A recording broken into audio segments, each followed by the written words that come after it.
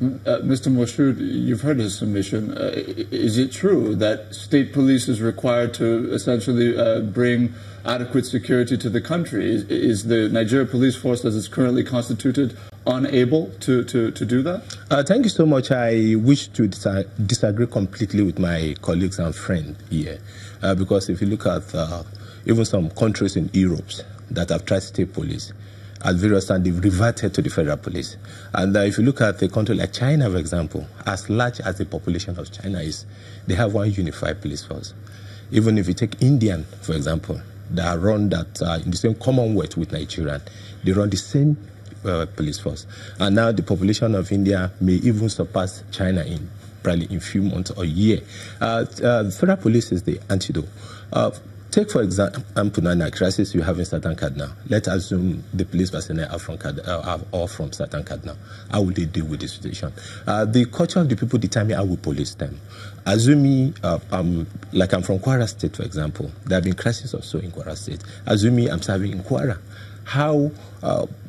consider how many encumbrances I will encounter in carrying out my responsibility. I think the best way to go is community policing, which now the federal government is championing. Initially, community policing was foreign-born, and we discovered that even the element and the component of community policing are already with us. The informal policing system are there. You have the vigilante group, you have the neighborhood watch, and you have even the traditional rural council. The best way to go is to strengthen the federal policing structure. Why I say by strengthening federal policing structure is that the resources at our disposal in terms of budgetary allocation is far below what we can use to police the nation. And that is why the Inspector General of Police attended public hearing on two bills at the National Assembly now, the Police Trust Fund Bill and the Police Development Bill. The Police Trust Fund Bill was sponsored by Honorable Lamide Oni, and that of Development Bill was sponsored by Honorable Abu Ibrahim. These are the opportunity to make resources more available to the police force. And the IGP have time on time impress it on the National Assembly to give these two bills expeditious passage because they have passed the public hearing for the government to sign, to make it a law for private organizations, for companies, for multinationals to contribute into policing the nation, because across the world there's no single country where the government alone sponsor all the activities of the police. Like I said, the culture of the people determine how you police them. You discover that the peculiarity of crime and criminality differs from state to state, and you can't use one solution, the one you are using in one state, to solve the others. Even the resources. Let me take example Lagos State that has a trust fund. The resources you need to police Lagos State might not be as much as what we need to police Ebonyi State, but if we have tried equally in the past a system where junior police officers from the rank of inspectors are domiciled in the state where they come from, or I think to the rank of a deputy superintendent or police, are posted to their state of origin, but it becomes very weak in policing the environment, because these are the foot soldiers that carry out policing activity. So by the time, if you look back, where we're having this crop of problems in the strength of the police force, like you said, we have over 300,000 police personnel, going to around 304. Now, between 2010 to 2016 to 17, there was no recruitment at all of the lower cadre of the force, the constables. And it was the President and Commander-in-Chief, President Muhammad Buhari, that approved last year the recruitment of 10,000 police personnel, and this year recruitment of 6,000 police personnel. By the time, recruitment of police officers should be on regular basis or a yearly affair, so that because we have an attrition rate of we have people leaving the force, retirement, between 5,000 to 6,000 on a yearly basis, and we need to be replacing it. Then when you talk of attrition rate, we lose personnel in conflict area.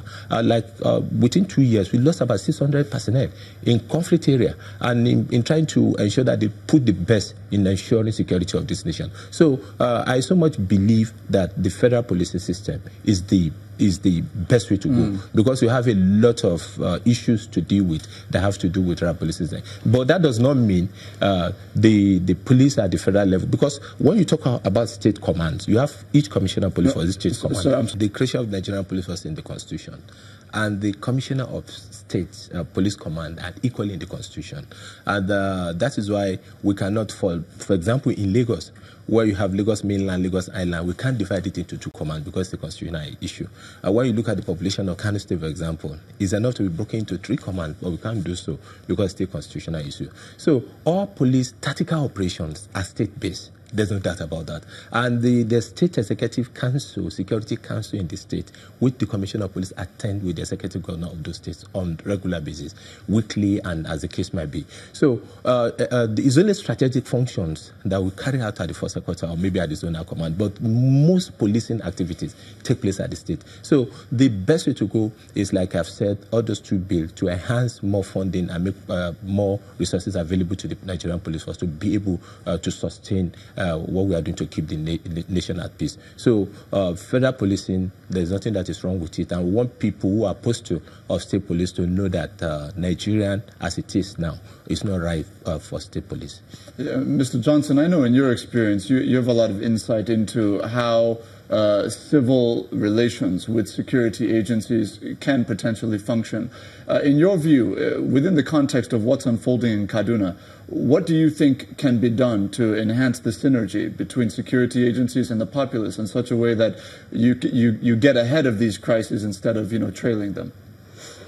Well, before I answer your question, let me address one or two things that he has said. He mentioned China, India. China is not truly a democratic country. We have one autocratic communist party that governs the country. And while China and India may be more populous than Nigeria, Nigeria is one of the most diverse countries in the world. There are over 400 languages that have been identified in this country by the United Nations, not me, they identified them. Over 250 different ethnic groups identified by the United Nations, not me. I didn't identify those.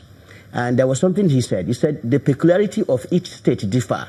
So that means you cannot apply a uniform solution to the states. You have to take them state by state. And it's only those who live in those states can understand the problem that are peculiar to them. You see, let me tell you, we can't do the same thing over and over again and expect a different outcome. I think that's why he's referring to community policing, though. Well, but we have been talking about this community policing for ages. Even since I came into the country, we have been talking about community policing, and we've done nothing about it, and we're still having the same problems. So we are talking about community policing, but no action has been taken. Community policing, fine. If we can effectively do community policing, which is in relation to what you are talking about now, the solution is community policing.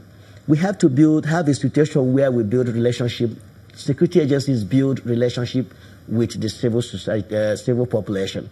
Because if that relationship is not there, the trust won't be there. And if the trust is not there, they will not be able to furnish them with intelligence that they need to actually prevent crime. What we are talking about now is prevention of crime. What we are seeing happening is reaction after crime is taking place. And that is not the way to go. I don't know how consoling it will be after an attack has occurred and families lost loved ones for either the governor or the commissioner of police or whoever it is to come into the community to reassure the people. Who are you reassuring? You're reassuring the dead people? Or you're reassuring those who are already grieving? So we have to find a way to stop these things from taking place in the first place so that we don't go back to reassure anyone. And that is where I am going to.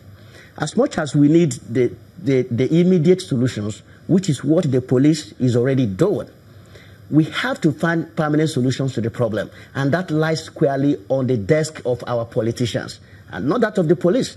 The politicians are the ones who we have to help make this happen. They have to find a permanent solution to our whole entire security architecture. It's not just the police. The whole entire security architecture needs to be addressed. This idea that every time there's a problem, we have to call in the military to come and, suppress the problem.